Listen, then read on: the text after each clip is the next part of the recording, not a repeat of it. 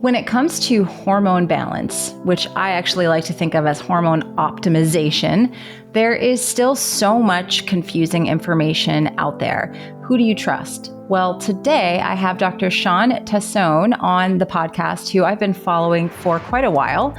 And I wanted to sit down and actually have a conversation with a clinician that works one-to-one with patients.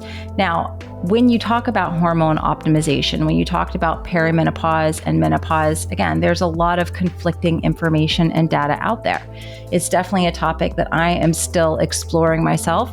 So today we talked about some of the common misconceptions around hormone replacement therapy, why a lot of women end up getting gaslit, confused, and not treated properly, and some natural things that you can do as far as adaptogens and herbals that can help you if you are not wanting to do hormone replacement therapy. So I think that you will enjoy this episode if you're someone who's interested in learning more about hormone optimization as we age.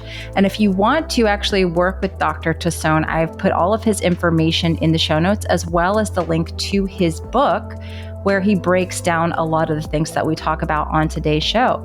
I hope that you enjoy this episode and continue to stay tuned. I will be having more conversations like this in the future. A lot of people are quick to talk about the benefits of sunlight, but what gets often missed in the conversation is the benefit of darkness and the importance of protecting yourself from blue and green light after sunset. That is why I choose Viva Rays as my go-to source for protecting my circadian rhythms. You can use the code YOGI to save 15% off at Viva Rays. Now, you may have seen some of these studies popping up. I call them fear-mongering about blue blockers not being effective. And that is a partial truth, because when you use blue blockers that are clear or that have not been tested with a spectrometer to actually block what they say they do, they will not protect your circadian rhythms, and they are not catching those key wavelengths that you need to be blocking in order for your body to be able to repair, for you to make melatonin, which is a master antioxidant. And artificial light at night has been in the scientific literature extensively linked to a host of hormonal cancers, obesity, diabetes, and all sorts of metabolic issues. That, again, is why I choose Viva Rays as my go-to source for protecting my circadian rhythms to allow my body to get adequate darkness at night. You can use the code YOGI to save 15% over at Viva Rays, and you can actually trust that they block the frequencies of light that they say they do. Thanks to Viva Rays for sponsoring today's podcast. If you've been listening to the show for a while, you might know that I'm not a huge fan of taking handfuls of supplements. But Shilajit is something that I see in a different category, and it's something I've been playing around with for the last couple of years. Now, if you've never heard of Shilajit before, it is a tar-like substance that is found in high altitudes and is heavily regarded in traditional Ayurvedic medicine for several things.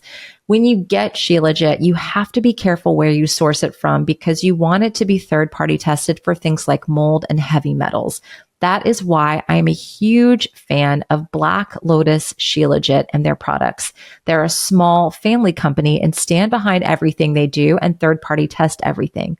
I've personally been taking their 200 milligram Shilajit tablets and absolutely feel a big difference in my energy, cognitive function, mood, and even my sleep. Check out Black Lotus Shilajit and use code Sarah K to save 15% off everything on their website. Hello, everyone. Welcome back to the show. I am so excited to have with me here today Dr. Tassone, who is a hormone expert, a doctor, a PhD, works directly with women. He's not just one of these internet doctors who talks a lot. He actually works with patients. And so I'm excited to have you here today. Welcome. Oh, thank you very much. Yeah, I mean, in the world of gynecology, I would say things have changed a lot, and unfortunately, things haven't changed a lot. So, we can talk about gaslighting and all that stuff, but fortunately, there's people out there like us that are trying to change that narrative. Yeah, absolutely. And what I was saying before I hit record was that I think a lot of people that listen to the show are a lot of women in this age, perimenopause, that's getting a lot of airtime for better or worse. Like we were saying again before we turn on record, there's so much crazy information out there. It's hard to know what to actually believe. And again, perimenopause, there's a lot of good information, but there's confusing information. And now the information about hormones is really coming out. So, yeah, I was hoping we could just kind of Sure. touch on all of that and Yeah. from your viewpoint, because like you said, there's a lot of gaslighting going on, but then there's also a lot of, I don't want to call it dangerous, but maybe not the best information for women as well that's out there. Yeah. Misinformation is Yes. rampant. Yeah. Yeah. Yeah, On definitely. both sides. Actually, I think a lot of patients that I see have gone to 3 or 4 doctors that refuse to say, give them estrogen because of the fear of breast cancer, which has been disproven now for a decade. Mm. And yet, the Women's Health Initiative has unfortunately destroyed not only an entire generation of women, but an entire generation of doctors who seem to still buy into the narrative. Yeah. And I get a lot of clients where their doctors won't even test their hormones because Yep. and then they don't know what days to test them on. And then you get the women that go get the Dutch test and they end up, I think, sometimes even more confused from getting a Dutch test and Sure. having less money. So There's a lot to talk about, more than probably we can cover in this in an, short interview. yeah. Well, let's talk a little bit about you before we dive into all these topics. Your background, what you Mhm. do. I know you work with patients directly still, which is really important and valuable to my listeners as well. So let's just start there. Well, first of all, I have to disclose I am a man. And I know. Shocking. I am in a woman's field, but I am a man. And, the interesting thing is you get asked a lot, why, why did you do this? Mm, And I think sometimes you do things and you may not know why until a certain point of your life. And I think for me, I liked OB because it was happy, and delivering babies and whatnot. babies. Yeah, the But baby. then when I was a second year resident at the University of Oklahoma in OBGYN, my mom was diagnosed with ovarian cancer. And she passed away 5 years later at the age of 56. Which I knew a lot about the disease. I knew ovarian cancer. I knew the surgeries. I knew the chemo and all the stuff. What I realized when my mom died was that for those 5 years as a doctor, I couldn't help my own mom live a happy life. She was miserable from the chemo, and I felt I'm the only child, and I felt so Mm, inadequate. I couldn't even help my own mom. And I'm like, what kind of a fraud am I if I can't even help my own mother? So, as you do when you have a spiritual crisis, you go to Sedona. And I was in Tucson at the time. So I was like, I went to Sedona with my wife and I was reading this book. This was in 2004. And I was reading this book called 8 Weeks to Optimum Health by Andrew Weil. And at the time, he was talking about crazy stuff like fish oil, CoQ10, and vitamin D. And I was like, blew my mind. So at the back of the book, there was this little thing that said, hey, if you want to learn more, I have a 2-year fellowship. It's at the University of Arizona, which happened to be in Tucson. And I was like, okay, this is serendipity. I got to do this. So I did this 2-year fellowship in integrative medicine, which just kind of opened me up to different options and different ways of healing. And in that little 2 years, there was an 8-week module on spirituality and health. And I grew up Catholic, but I never really thought about the spiritual aspects of healing. And naturally, then I went down that rabbit hole and I spent 6 years actually getting a PhD in philosophy, where I actually just went around South America, Mexico, and just watched indigenous shamanic healers and what they did. And it was just kind of for my own little journey. But when I got that PhD in 2015, I was like, I've done all this extra training. I really should just try to start integrating this into my practice. And so, what you see with my book, The Hormone Balance Bible, and the way that I practice now, I still do like robotic surgery, right? I'll do a hysterectomy robotically with all the equipment, But then I might also use yarrow flower for heavy bleeding, So it's just an integrative approach. I think I have one foot in each side. And as we were talking earlier before we came on about the misinformation out there, the thing that allows me to do is not only kind of expose the frauds, but expose my colleagues who just haven't read an article in 20 years, and really hopefully give women different options. Yeah. And I think that's what's important because again, we are so bombarded with information. And I'll say for someone where I'm at, about to be 46 this summer, I've definitely My noticed. goodness, you are so old. Wow. 46. No, I'm 57, so I can say. I have a toddler also. So I My feel, goodness, yes, yeah, that'll age you too. it does. It's Yeah. like now I know why we typically have babies in our 20s because I have a 17-year-old also. Mhm. And I'm like, yeah, this is why we're supposed to do that because my husband and I are just chasing this little person around all the time who's got all the energy in the world. And I've so, often said if you could have a baby in your 20s, but with a 50-year-old brain, that would be great. right. Because Yeah. I enjoy so much of it now, like that I Yeah. didn't enjoy with my daughter, with my son. I'm just like, oh, I'm just savoring so much of it. It's so beautiful and The fun. studies that just came out, though, said women that have babies after the age of 40 live a lot longer. I mean, I see why. Yeah. I definitely see why. And I do feel like it has reverse aged me in some ways. People say that I look younger, Mhm. but I can't outrun perimenopause. Mhm. It's knocking on my door. And so that's, whenever I get interested in something, I always bring it to the podcast. And I've definitely been at this point wanting to explore more natural things Sure. to support myself, adaptogens, herbs, things like that. And I've been really successful just using like black cohosh and feminescence maca and Hmm. um, a few things like that. And I'm like, oh, wow, my labs actually improved from just using those natural things. Um, Definitely. but I don't want to take it off the table to explore other things, as I get, because I don't know, I'd love to hear your opinion on that. Um, and where you really start patients when they come to you, because it is still a confusing topic for a lot of people. I mean, I see women all across the spectrum age wise. I think from teens to, I think, probably 85 is my oldest patient. And they all come into it through different doors. Younger women are going to have more menstrual irregularities, PCOS, POS. pain, Mhm. heavy periods. Women that are older are then looking at bone loss, cardiovascular disease, Dementia.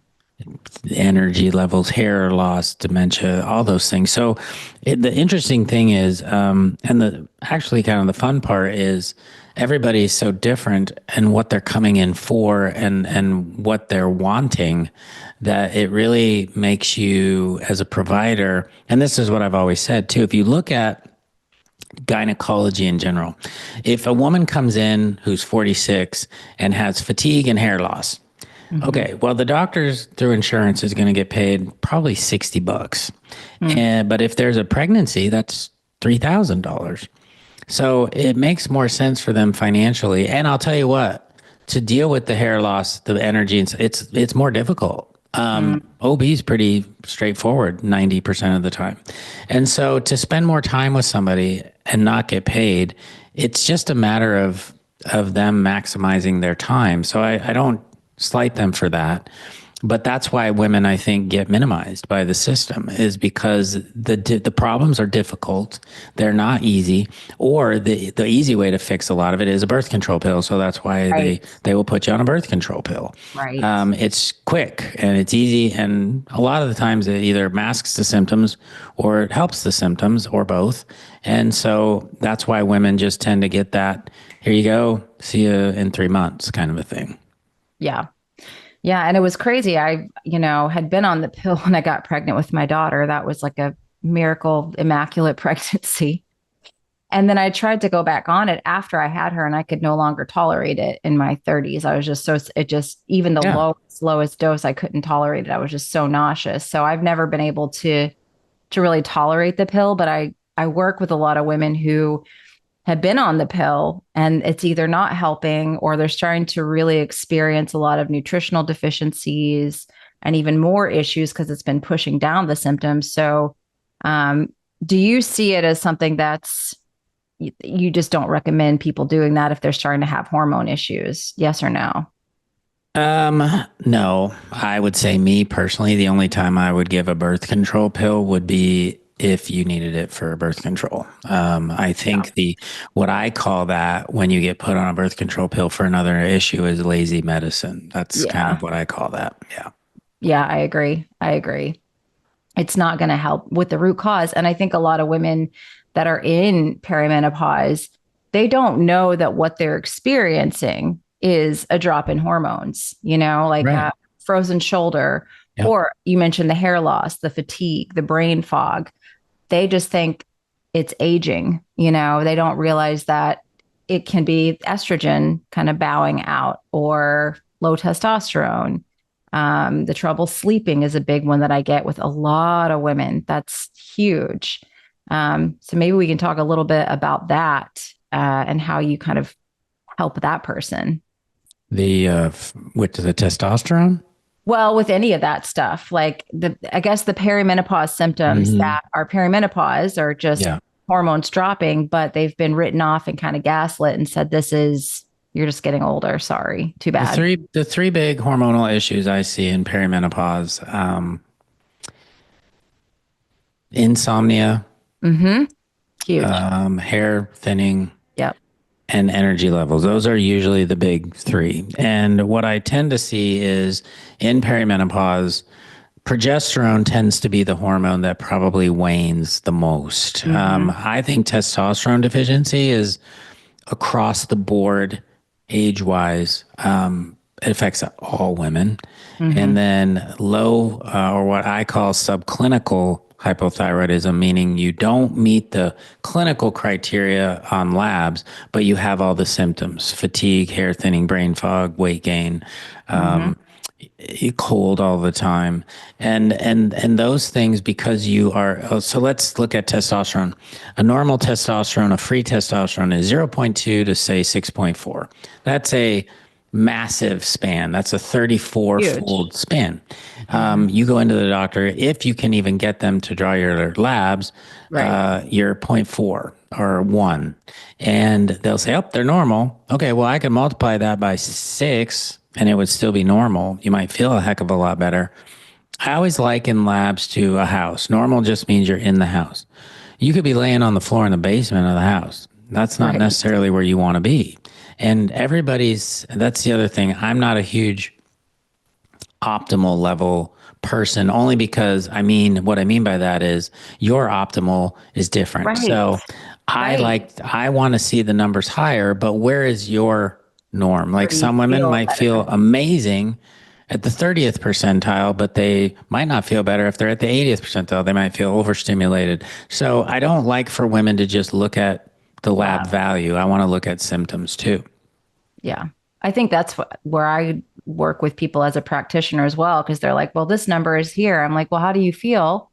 And then what do all the other numbers look like? I can't just look at one solitary number and give you a conclusive Yeah, statement. It's a whole panel and it's a conversation with the person. And I know you totally. probably deal with that a lot online as well, is that people come to you with like, well, this is low. You're like, okay, well, how do you feel? When did this happen? Did you have a life stress? How? Whenever I get a patient that comes back for, say, a return visit, Mm, um, they usually will start by saying, "Well, did you see my labs?" And I'm like, "Well, let's start with talk. how do you feel? Don't focus on the number." And sometimes the labs will match up, Mhm. and sometimes they don't. But I really want women to focus. The only hormone that I want to see an actual good level on is estradiol. And that's because, especially in menopause, you need to have at least a level of 60 on your estradiol to protect bones. We've seen that in a Mm, lot of research studies. We don't have other numbers like progesterone or things to show that it needs to be a certain number to protect a certain thing. So I really focus on that number for like a woman on a patch or something like that. But for the most part, it's not just the number, it's how you feel. Yeah. Yeah, I think that's important because in that perimenopause state, it changes. It's like Oh a roller gosh. coaster. Like one month you might be okay, and then the next month not so much. Yeah, and even when you're doing hormone replacement as a menopausal woman, it also varies. Let's say you're doing a patch, and the patch changes on the third or fourth day. If you get your blood drawn on day four, it's going to be a lot lower than if it was day one of your patch. So, you just, as a provider, you have to look at that number and also know one, if she's cycling, where was she in her cycle? Or two, Yes. if she's not cycling, when did she take her dose? You know, how that you have to put that all into the diagnostic part too. Yeah. And that's the other thing with labs is like people will give me labs. I'm like, well, what day was this drawn? Because like you said, with estradiol, it's more the beginning of the cycle that you Mm-hmm. want to look at. With progesterone, it's more towards like day 19 through 21. Testosterone, you can kind of play with a little bit Mm-hmm. more than the other two, but it's subjective if you're a cycling woman based on those times. It's you can't just like draw labs on whatever day and expect to understand the full picture. So that's always important as well. Definitely. Yeah. How do you feel about Dutch testing? Because I feel like people have so many opinions on the Dutch test, and I go back and forth with it personally. I would say out of all the, like, let's say I test 1,000 women over a certain time period, maybe 10 would have a Dutch test. Mm, It's not that I'm against it. I just find that most people can get their blood test done through their insurance if they can mm-hmm, get that done. If they can't, I can get blood tests ordered through full scripts for like $180. oh, nice. And the Dutch, depending on the upcharge, could be somewhere between 350 and 500 bucks. 500. And Mm-hmm. it does give you more information. I mean, it gives you metabolites, it gives you cortisol and melatonin. And so it's nice. And it's good to have, but I don't think it should be the basis. And the problem is a lot of people will use it because Dutch is direct to consumer. Coaches can use it. And so what they'll do is they use it as a way to, I love when they say they're not practicing medicine, but then they'll make recommendations based on the labs. So Right. the thing about it is that it's kind of like, do you need to do it? No. But if you want to do it, that's fine, and it will give me a little more information. But I don't. I usually will reserve it for those women where I just can't quite get it right. Like it's just Mm, like something seems to be missing, and then I'll get a Dutch. But other yeah. than that, I use blood most of the time. Yeah. That's more affordable, I think, for most people than going Sure. out and spending the $500 on the Yeah. Dutch. Yeah. Well, that's good to know. So someone comes to you and you test the hormones, and let's say they are in perimenopause with this fluctuating situation. Hmm. Do you have a protocol for different situations? Do you just how do you kind of address that fluctuation? Because I hear so many doctors say, well, we're not going to give you estrogen as long as you have a cycle. Like you don't need it. I've had a lot of people say that, but then they've got frozen shoulder or tinnitus or something that is clearly uh, coinciding with low estrogen. So, how do you kind of handle those situations? I guess the question that I would always say to those doctors is one, I would call that lazy again. Because here's the thing, Mm, if you order the labs, then you got to answer the labs. So it's like if it's like opening Pandora's box. So you order right. labs and then what do you do with the results? And they don't want to mess around with it. So it's easier to sometimes say, "Oh gosh, that's gaslighting again." We don't do that, or it's your cycles fluctuate. So what's the point? Well, if you had half a brain, you would know where they were in their cycle, and you would Right. know what's normal, and you would know the symptoms of those low hormones, and you could help with that. So sure, it might be that your estrogen might be low, and you have frozen shoulder, but it's in the normal range. Mm-hmm. So they just don't want to do anything about it. Now, here's the thing: you could maybe put her on a super low dose patch, and the frozen shoulder could get better. and she might live a happy, healthy, productive life. And maybe you only boosted her from a 35 to a 75, but she feels better. Right. I think that that makes more sense to me. And why, why as a provider, I would say no to a person. Like I had a lady come in today, wanted to check her kidney function. Mm. She's normal, she's peeing fine, but she just wanted to know. Well, why would I say no? You know, it's like, Yeah. no, I'm not going to order that. It's not, it doesn't cost me anything to order it. And Right. all I have to do is order it, and then she gets the lab done. And if it's abnormal, I got to follow up on it. But it's Right. just, it's more information that she wants to have for herself. And so I don't understand why medicine works in the way that we Mm. say no to stuff. Doctors will also say, well, your insurance won't pay for it. Okay, well, that's still her choice if they don't Right. pay She for wants it. to pay cash for it, then So I let think the perimenopause thing, yeah, it's difficult. Perimenopausal patients, in some instances, are super easy because they hmm have insomnia, irritability, anxiety, and they do really well with progesterone. But sometimes it's more than that. And I think for physicians, they just, it's difficult and it takes time, and you got to learn new ways of doing things. And you mentioned earlier about a protocol. I always go into every scenario with just kind of like more of a investigative mindset, in the sense that I believe that in my opinion, the joy of doing this is more about the art of it, not protocol driven.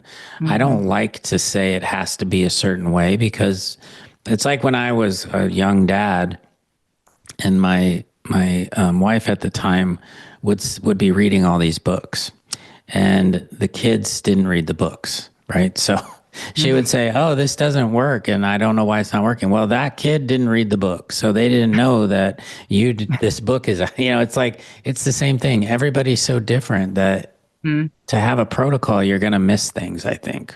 Agree.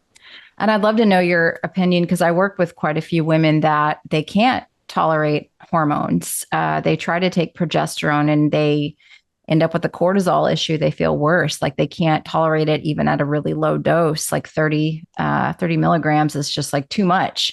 Um, and same with estrogen. I've gotten a lot of, since I opened the conversation with my community members about this topic, I get the range of experience of some women like, this changed my life. I feel amazing. Like, this is awesome. And then on the other end of the spectrum, this is the worst experience of my life. I wish I never tried this. This was horrible. How do you, I mean, how does this happen in the first place? Like, how are people having such different responses to the same thing? I think there's a lot of reasons, but with progesterone, say most women probably just get overdosed, and they don't feel good. I have had occasionally, maybe once a month, I'll get a woman that's just super sensitive to the effects Mm-hmm. of progesterone, and usually I'll start with oral progesterone, and that's Mm-hmm. usually 100. If they don't Mm-hmm. tolerate it, I'll go down to 50 or 25 or 20. You can buy 20 milligrams usually over the counter. I'm not a huge fan of that, but you can. Yes. Sometimes I'll have them do that and use half of that dose and try to do 10. Sometimes I'll switch them to topical or sublingual, or I'll just try different avenues. I 99.9% of the time, I can usually titrate them up if we find that low dose where they can do it. Some women just don't like the peanut oil that it's, dissolved in, Yeah. and they have a Yeah. reaction to that. So I'll compound it. Estradiol, it's kind of similar. I find that more women, if there was a problem with one hormone, it's always progesterone, 99% of the time. Mm. And it's rare, but it happens. Testosterone, the one thing I see with that more than anything is I usually underestimate how much they need. Like, those women that will say, "Oh, I tried it and it didn't work." Probably just wasn't the right dose Mm. or the right way to do it. Like, I usually will start with topical, Mm-hmm. and they'll say, "I felt absolutely nothing." Mm. Okay, it's just not absorbing. So then we'll switch them to a sublingual tablet. And so you just have to, that's the thing with this. This is what I'm saying is, what doctor wants to spend that time trying to figure all Right. this out if they've got 5 deliveries that day, they got a Mm-hmm. surgery tomorrow, and it's a lot of time. And that's why I think personally, this should just be a subspecialty of GYN where we focus on menopause and I think so perimenopause, too. because you need time and you need more education. You really do. And it is something like, But look at us. We are self-educated. Like, it's not like I did a residency. I did 4 years of women's health and 20 years of private practice. I had to go out and learn this more in depth, right? On my own. It's not like there's some great, and even like these A4M and all these places that train people, you're learning that one person's way of doing things. And right. that's, it's a good opening, but you got to keep going. You got to learn more. And then you got to learn your way. And then there's always these patients that, again, didn't read the book and they've got other issues. So it's like, I'm constantly learning. I wrote a 500-page book and I'm still learning. Yeah, I love that. And I think that that's another issue that doctors have, some, not all. I've people that I've had on the show that I have the pleasure of knowing and talking to and having relationships with offline. I've been really blessed to just know some amazing doctors who truly do care about health of the people that they work with. But then on the other end of that, you get a lot of doctors that are very egotistical. They don't want to learn. They have a way of doing things. And when the Yep. patient isn't responding, they blame it on the patient. And I think that happens quite a bit with women in general, especially in this stage of life. It's like, well, this didn't work. Sorry, bye. Like that was Easier. that's what I have to treat you with. And it's something wrong with you, not necessarily wrong with what I'm telling you to do or giving you that treatment. So that's another big issue as well. And one of the biggest offending organizations, in my opinion, is the North American Menopause Society, or what's now just called the Menopause Society, because what they have effectively done is they've offered this endorsed way to manage menopause. But what they've done is they basically reduced women to vaginal dryness and hot flashes. They don't talk about testosterone at all. They don't talk about fatigue, hair loss. It's literally just vaginal dryness and hot flashes, and that's what we've reduced women to. And that's the organization that's supposed to be the leader in menopause education. So I just think the education, and if you go outside of that, you're a pariah. I remember probably in 2000, it was probably 2008-ish, 9. Suzanne Summers came out with a book called The Sexy Years. And that's where she had the breast cancer diagnosis. She was miserable. She had to go out on her own and find out all this stuff. And at the time, I was dabbling in hormones, and had a lot of patients, but she put me in the back of her book as a reference, and I didn't know this. Wow. And she went on Oprah. And the next day, I got so many phone calls for hormones, I had to shut my Wow. panel because I couldn't take care of my pregnant patients. And that showed me how many women were out there suffering. And Yeah. I don't think that's changed. I No. think we're reaching No. more people, but they still can't get the help. Right. Exactly. It's the Wild West to get help right now. And the women that I talk to, I've had a lot of one-to-one clients recently, and some of them have come to me with these issues. And I'm like, and when did these start? 47, 48. All of a sudden I gained weight. All of a sudden my left hip started hurting me chronically. All of a sudden I had histamine issues. All of a sudden I had these. And I'm like, you realize that this is in fact due to estrogen lowering, possibly testosterone, likely progesterone as well. This is part of hormones shifting. It's not, and we can address that nutritionally. I can give you some things that we can do lifestyle wise that can support you here, but I'm going to recommend you also try to work holistically with somebody who can look at your hormones if you're open to that. I will always tell people that. But they're like, wait a minute, that's because of my hormones shifting. I'm like, I'm not going to diagnose you. I'm not a doctor. But yeah, this is Well, and the other thing too is I looked when I was looking at your podcast, and this is really interesting. You had on Bill Bankston, oh yeah. Yep, yeah. and Bill did some really cool studies on cancer that I'm sure you're aware of. Yep. And one of his big friends and followers is a doctor named Larry Dossey. And Larry's, it's all about that kind of, and Bill, it's all about that kind of, and this is more down your alley, but the whole quantum piece of healing at a distance. And, Yes. and actually Larry, that's how I got to know Bill, was through Larry, because my dissertation and my PhD was on non-locality. And so I do have that, what I call my woo factor. I love that. I love that. But you can, there's so many ways to look at things. And I just did that because that was part of my personal journey, as I'm sure it was probably yours as well. Because you don't just wake up one day and think you're going to do it. You usually have some sort of an injury, or whether it's psychological or physical, and you have to find your own answers. That's how a Yeah, lot of I was people. trying to get pregnant in my 40s and having Yeah. multiple miscarriages, multiple failed IVF rounds, and knowing that I was going to have a baby and I wanted to have this boy. And that's where I got into the quantum biology and Yeah. all the stuff that I do, is I knew there was more to it, And even if you don't believe it, I mean, okay, but it's still, to me, it's fascinating, the Hmm. power of the mind. But if you say to somebody, well, your stress could be, a headache, and they go, oh, yeah, I can see that. Well, that's quantum, that's mind body, right? Exactly. To Yeah. think that, not, it's not like you can maybe think yourself out of menopause, but it's mindset too. And Mhm. there is something to be said for that. I think the problem is, so many women are so disempowered Hmm. that they just feel like a nothing.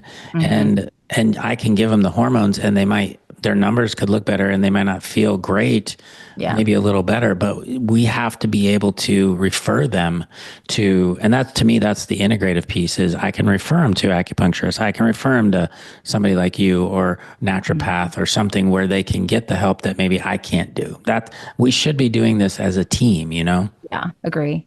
Yeah, I tell people that come to me, and like I look at health through this lens of thirds. It's one third quantum biology in the mind and the programming that you're giving the cells. Literally, I see that as about one third light circadian biology and instructions and signaling, and then one third nutrition. And that those three are the pieces that I work with people.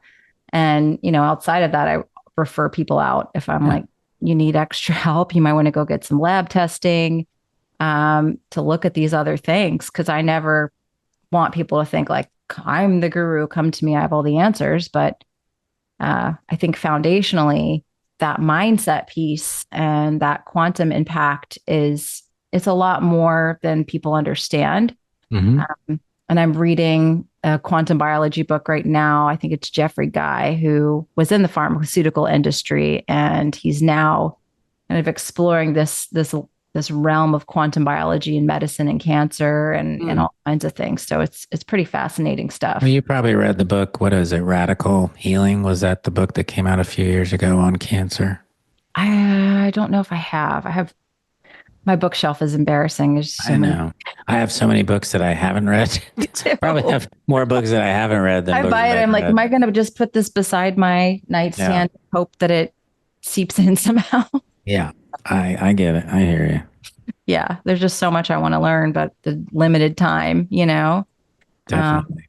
yeah, but I love that you bring that up, because I think that is a big part of things. And there is a physiological I guess thing that happens in that stage of life with cortisol as well that impacts hormones. And I that's another thing I wanted to bring up is women in their 30s.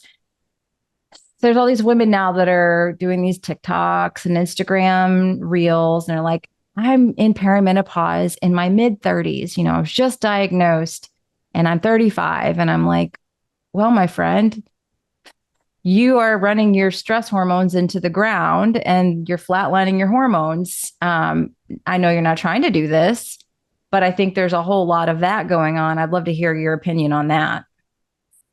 So in my book, and I'm not trying to shamelessly, well, maybe I am Well, shamelessly. we'll plug it in the But show anyways, notes. Absolutely. So people what can. I did was I broke down the top 12 hormone imbalances in women, and I used archetypal language. So let's do low cortisol. Low cortisol, not like medically low, to where you have Addison's disease, but low Right. normal Right. cortisol.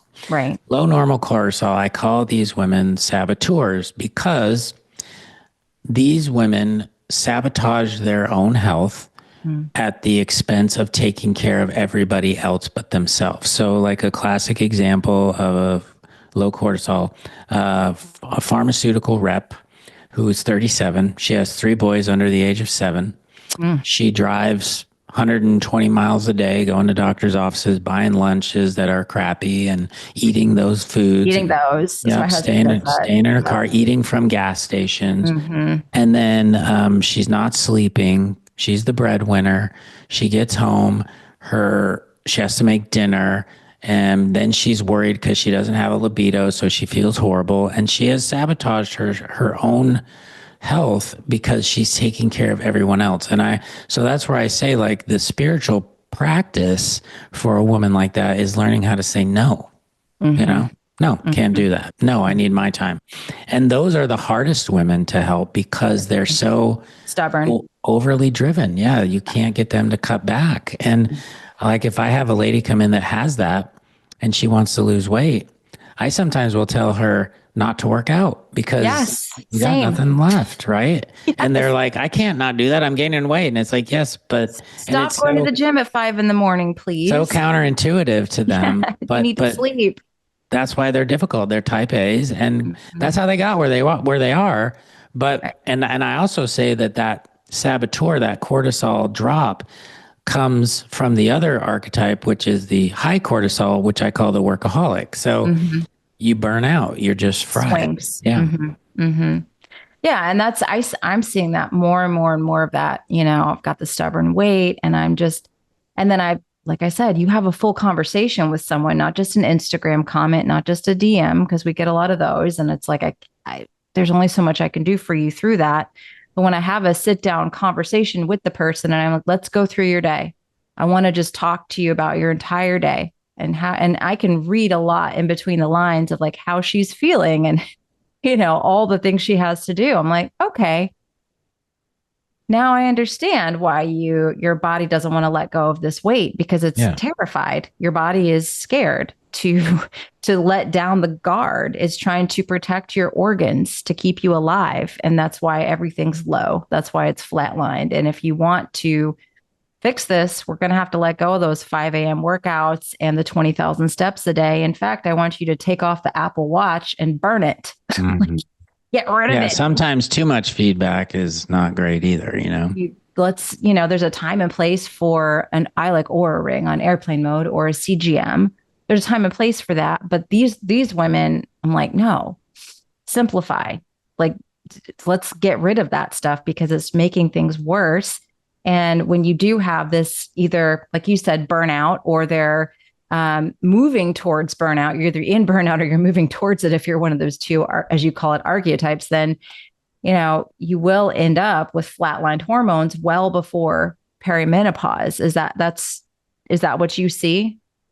Yeah. I mean, it can definitely, I feel like that can definitely amplify what you're seeing. Yeah. It can definitely make a mountain out of a molehill over time, and that's the thing, is it also doesn't get fixed in a week. No. Those individuals, it's not like a menopausal woman comes in with hot flashes and you give her estrogen and she feels better in 3 days. Right. These are things that need more time and more effort, or actually less effort, if you want to say it that way. Yeah. Exactly. Yeah. Well, it may feel like more effort to do less. When I turned 40, I was doing the carnivore diet. I was fasting. I was doing the early morning workouts, and I completely lost my cycle for 4 months. And, of course, the carnivore diet experts were telling me, oh, you're just heading towards menopause. You're 40. And I'm like, yeah, that doesn't sit right with me. Yeah. I think it makes sense. I think it has something to do with the diet.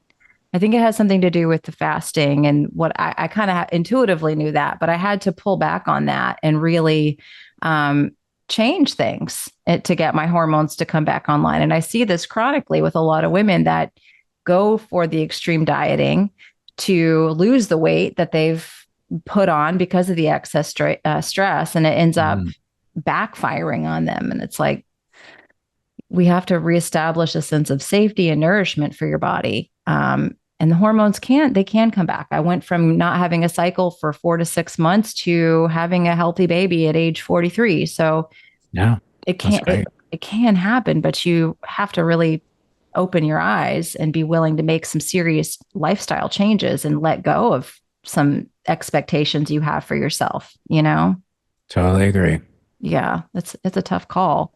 And speaking of that, kind of going back to the original, like something we were talking about earlier in the conversation with the herbals, I think I heard you mention that and because I was like excited that I heard you mention maca Mhm. feminescence, that Yep. brand in particular, because I started using that this summer when I noticed my estrogen was kind of waning and my testosterone was waning. And I'm like, I wonder if I can do something about this naturally without going straight to the hormones. Because I do have a lot of family history of cancer. And so I'm just kind of still learning about all of it, but I've Sure. been shocked that that's been helpful. So um, I did hear you say that that's something that is an option that some women can try to use, right? Yeah, the interesting thing, I've been working with Symphony, who makes Feminescence, for probably 7 years. And the reason that I liked that company was, one, they offered a solution, but then they've also done the studies. There's a lot of research that company and a lot of money they've invested into the research of maca. And the fascinating thing is that we don't really know why the maca works. It's the mechanism of action hasn't quite been parceled out yet. Mm. But if I put 100 women on maca, I would bet you 80 to 85% of them will continue to buy it, because I find the analogy I use is maca is kind of like the grout in between the tiles. It holds everything together. It allows me to use less hormones Mm-hmm. for those patients that aren't necessarily wanting to do hormones. It can give them relief for Mm-hmm. insomnia, the hot flashes. It can help Yeah. with a lot of areas.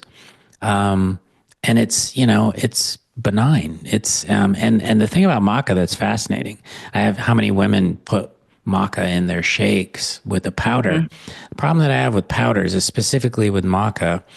About 5 years ago, a big Chinese corporation came in and bought all the maca that was on the market in Peru. And then Oh they no. pulverized it and they mixed it with a bunch of stuff to make it go farther. The Symphony, the company that owns Feminescence, they came in and bought the land so that they can't do that anymore. And maca, there's 13 different types of maca. Grown in different places can have different effects. So there's certain maca that works for men. And so you want to make sure you're getting the right one for what you have an issue for. And if you just use a powder, it's hard to know what you're getting. Mm. Interesting. And that's the thing with supplements. That's why you Yeah, you got to don't know. know. You Yeah, don't know. that's why you want to use companies that are legitimate. Reputable. And the nice thing about that product is it's only $30. It's not Yeah, like, it's so inexpensive. yeah, Yeah. I love it. I mean, I definitely can tell a big difference with using it. And I think yeah, it goes back to the quantum biologic effect of like resonance in the body. We don't really know how these things work, but I think there's a resonance effect with adaptogens, with herbs that creates a certain response either in the mitochondria or the cell, but it's doing something at that level that we can't necessarily measure, which I always think is really interesting. yeah, Um, I agree. yeah, that and black cohosh has been great for me. Now, again, nothing here on the podcast is medical advice, Hmm. and it may not work for you. You may try it and it doesn't work because I do a lot of other stuff like lifestyle stuff, Hmm. walking around in my backyard barefoot every sunrise and just being a weirdo in my pajamas outside every morning. I know that helps too, but the black cohosh has also been really helpful, I think, for the estrogen. And that's another adaptogen, right? Yeah. And black cohosh, uh, I think if I had to use something more bang for the buck, I would use maca, but black cohosh has been around for a long time. Yeah. And I find that probably works in 60 to 70% of patients. The issue that I had with maca or cohosh was that it stops working for a lot of women after Mhm. about 6 months or so. But Okay. so that's why I started looking for other options. Okay. And that's when I found the feminescence. And I Yeah. didn't see that. And it's obviously anecdotal, Mhm. but yeah, that's why I kind of switched over. Interesting. I'm using both right now and I'm happy with it so far. Yeah. So, Just yeah. like, for progesterone, you can try Vitex or Yeah. pastry. That works well for a lot of women too. And so it's just like you said, it's like as a physician though, or, when you're doing this, you have to learn about these Mhm. things. It's not like you come out of medical school knowing about any of this. So, and No. that's that the doctors that do this had to choose to sit there and learn about it. Hmm. And that's why it's easier to just put you on a birth control pill because it's what they Right. know, you know? Right. Right. It's just like, hey, take this and go, and we don't have to follow you and do blood work after this. Because if you're going to put someone on any kind of hormone, I think you do have, and besides progesterone's the one, if you don't necessarily, and correct me if I'm wrong, you don't necessarily have to follow someone as closely with progesterone as you would with like estrogen or Sure. testosterone, right? Yeah. And it's progesterone is kind of the hormone to me that is the least invasive, I guess, if you were Hmm. going to say that. The side Hmm. effect profile, breast tenderness, maybe some Right. spotting, maybe bloating if you took a massive dose. You feel pregnant because that's the Right. pregnancy hormone. Right. So the Exactly. side effects you're going to get are going to be pregnancy related. So if women call me, but I don't usually. I've gotten, sometimes we'll get patients from other providers that have tried, and a normal dose of progesterone is probably 100 to 200. Hmm. But there's somebody that's in a different state that's prescribing 900, and What? yeah, and I thought you were naturally, going to say 400, but no, 9. reasonably, they all have 900. And when they have side effects, the answer, she always just gives them more. And it's like, that's not good. And but see, the patients know that it's not normal because they feel bad, Right. but it's still not damaging you. It just makes you feel worse. Terrible. Yeah, you Yeah. feel pregnant. Yeah. Wow. I didn't know it went up to 900. That's, Well, you can compound anything. I just, it's crazy to me, but yeah. wow. That's crazy. If a little doesn't work, sometimes a lot isn't always the answer, but you know, Mm, we're all at different stages in how we do things. And the good news is there's other options. absolutely. We're getting close to an hour, but I would love to just talk a little bit about the whole estrogen weight gain thing, because this is something else I see online quite a bit of like, oh, the reason why you're gaining weight is because your estrogen's going down and you're less insulin sensitive. So the answer is to add estrogen. I have my own thoughts and feelings about that conversation, but I'd love to hear what you think about that, and yeah, your opinion on that. My my theory on estrogen, if it's low, is that evolutionarily, we 200 years ago the lifespan was 45 Mm. or so. So menopause wasn't really a huge issue because women just didn't live that long. Hmm. Now we're living longer, so much faster that evolution hasn't had a chance to catch up. So your body is really innate at protecting itself. Mm. And I feel like when you're low estrogen, almost menopausal, fat does two things really well. It makes you heavy, Hmm. so you protect your bones, Hmm. and fat makes estrogen to a certain degree. So I Hmm. think your body's packing on weight. I mean, how many times do you see that woman around menopause that's gained 15 pounds Yeah. around the middle? I Yep. think that's just your body trying to say, I need this. Hmm. When you give them adequate estrogen, it just makes it easier, and your body recognizes that it makes it easier for you to lose the weight. Hmm. It may not, but it makes it easier. The other thing is when estrogen's too high, you can become more insulin resistant, Hmm. and that would make you gain weight. So Hmm. those women that have, PCOS, or where they're not ovulating all the time and they have constant estrogen exposure, or if they're being overdosed Hmm. on estrogen, that can definitely, I think, add to it as well. Yeah, I get a lot of women with hot flashes that come to me, And they're hesitant with the estrogen. So we work directly on the blood sugar. Those are the women that I'm like, let's do these things with lifestyle and diet Mhm. and see what happens. If we have to do a CGM to really dial in the blood Mhm. sugar, we do. And if I can get the blood sugar regulated, a lot of times the hot flashes go away. Um, so I'm like, yeah, you can explore that. And I know sometimes there is a time and a place and for women to explore these, estrogen, absolutely. But if your blood sugar is all over the place because your diet Mhm. and lifestyle stinks, then adding estrogen may not necessarily be the first thing I would recommend for that person. Right. Yeah. For sure. For Yeah. sure. Yeah, absolutely. Yeah, and the last thing is I think we had talked about this a little bit, the availability of getting hormones now, since this is really exploding. That's where I'm also seeing a lot of issues. And I know you are as well in your practice. Um, and actually, my podcast producer reached out to me with a company yesterday. I was like, no, no, I Yeah. will not. Yeah, I get those. I will not promote that company on my show because I've gotten too many clients that have gone through these companies and it's created a disaster with the hormones. So, what can people, if a woman is interested in exploring this more, Mhm. what does she need to look for? What does she need to be aware of? What should she be cautious of when exploring these sorts of therapies? I guess, first of all, I would probably look at how you're treated, number one. Are you Mm-hmm. listened to?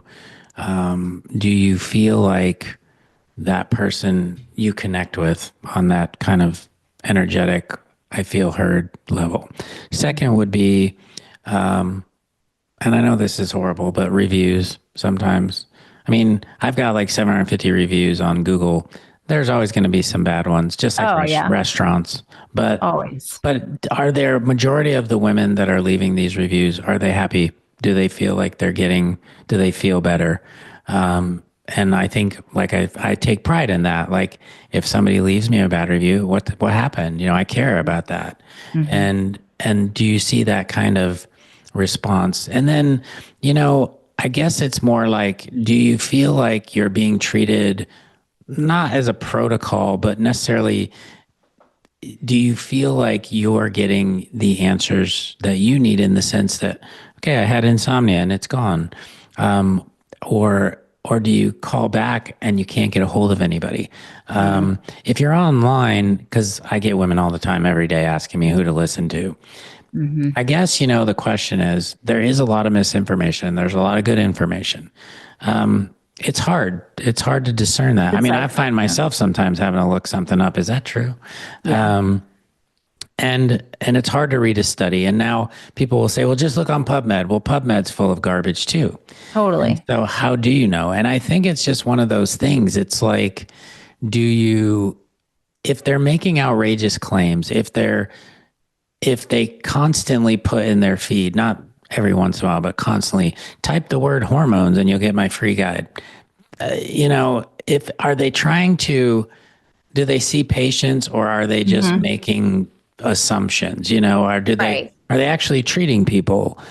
Because it's easy to armchair, like Huberman and all these people, they haven't seen a patient ever in That's their the life. thing I try to tell people. I'm like, there are these doctor influencers that don't see patients, that it's wild. And I have so much respect for doctors like you.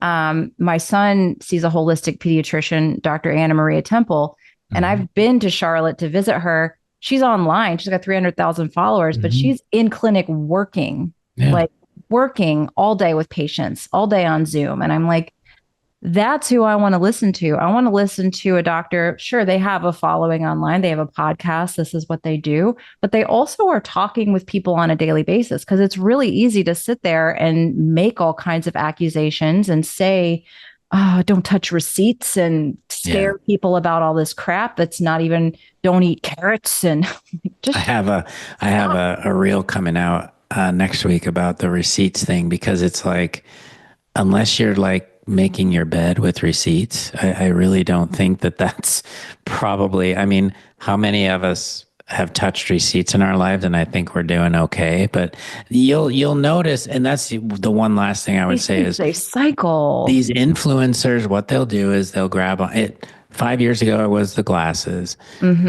Then it turned into the Raw milk. infrared, and then it was like Tongat Alley, and then it was they're constantly moving to a new topic because Mm-hmm. they milk it and then they move on. I Mm-hmm. just talk about hormones. That's all I do, and I haven't changed that because that's what I'm passionate about. That's what I know about. The grifters, as I call them, will change topics because Mm-hmm. there's money to be made and they see the Viral. cash cow. The other thing now, the new thing in this space is celebrities who are now hitting 50 and they are now, if you look at them, they come up with their own supplement, right? They've got it figured out. Nobody else has figured it out, but they got it figured out. And how much plastic surgery have they gotten? Yeah. So Like, you just have to, it's entertainment, a lot of it. yeah. But But people fall for it. I mean, yeah, my and it's, husband, he if you're going to doesn't do try it, this. I get it. Some people want to try it, and that's fine. Yeah. But the biggest thing I'm battling right now is estriol face creams. Oh, let's talk about that because Yeah, it's piqued my interest as someone who's yeah, about to be 46, and I'm aging. I can't outrun aging. None of right. us can. It's like it's going to happen. Death and taxes, So I've been like, should I? So the estriol face creams are funny because they are being pushed by celebrities like Mary Hmm. Claire Haver and the Menopause and all those, My Alloy, that's who makes it. Hmm. And if you are a menopausal, first of all, estriol is 100 times weaker than estradiol. Okay. If you are a woman in menopause and you're not using estrogen, estriol face cream could be helpful because you Hmm. have no estrogen and it could make some changes. If you are a menopausal woman who has estrogen because you're taking estrogen, Hmm. the estradiol, because you have blood vessels obviously in your skin, it's going to feed your skin from the inside out and it's going to fix that stuff. I I think giving you a cream that's 100 times weaker than the estradiol that's already there is probably just an expensive lotion. The Hmm. company will respond and say, "Well, we did a study and it showed this." Okay, well, their study had 30 people Anybody can do a study these days. and they own the product. And so Right. they're not going to post anything Conflict of bad. And interest. the Right. results that they published were subjective, meaning they had a dermatologist who's on their medical advisory committee look at the patient's faces. There were no biopsies to really show it. It was just a subjective read. And so they'll just say they have a study. And I've seen women say, "Oh my God, studies are showing." It's not a study. It's I've often responded saying, "Well, I could probably find 30 women that would put dog poop on their face and it might get better." right. It's not a study. And I can't tell you how many women have bought it and Hmm. said it didn't do anything. And that's fine. You want to try it or whatever. But to say that it works based on our study, that's where you got to be discerning. And as long as you have the discretionary income, that's okay. But Yeah. perimenopausal women who have estrogen levels that are fine, it's not going to do anything. Yeah. Use I've heard, Retin-A. Retin-A we know works. I've heard That's people put the vaginal estrogen directly on their face. I'm like, should you?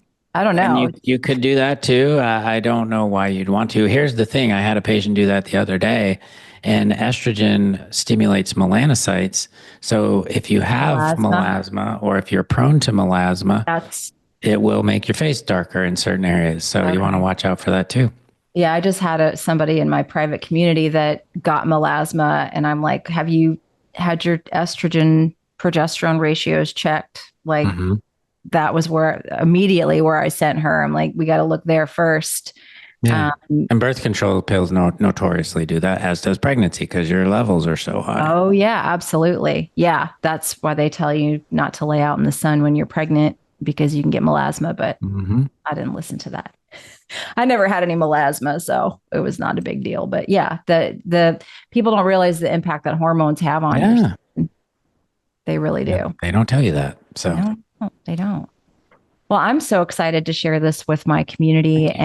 and I definitely will link your book in the show Thanks. notes as well as your podcast, Appreciate it. Instagram, website, all the good stuff. But if someone is just driving along in their car right now listening and Mhm. they want to find you, what's Yeah. the easiest way for them to do that? Shawn Tassone, ShawnTassone, on Instagram. I'm Shawn Tassone, MD, and YouTube channel. You can listen to that in your car. I put all my podcasts on YouTube. But yeah, most of my stuff is on Instagram. I try to be a little fun on Instagram, just because I think people enjoy that. But a lot of information, just like you, that we try to share as much as you can without giving medical advice. And then on Saturdays on Instagram, I do questions and answers. So if you have questions that I can answer without giving personalized medical advice, that'd be a good place to go. I love that. Well, thank you so much for taking the time out today. I know you're busy. You have a busy practice and Appreciate it. do so many other things. So it's been a pleasure to chat with you here today. Thanks so much. You're welcome. Thank you so much for listening to the Evolving Wellness Podcast. Just a quick little reminder, this is not medical advice nor meant to be taken as a substitute for working one-on-one with a healthcare practitioner. And if you enjoy the show, please head on over to Apple or Spotify to leave the show up to a 5-star review. If you're over on YouTube, please leave us a like, leave us a comment. I really appreciate you for being here, for listening to the show, and your support means the world to me as I continue to try to pull guests from around the world to bring you informative content to empower you to make decisions about your own health. Thank you so much for being here, and I look forward to seeing you again next week.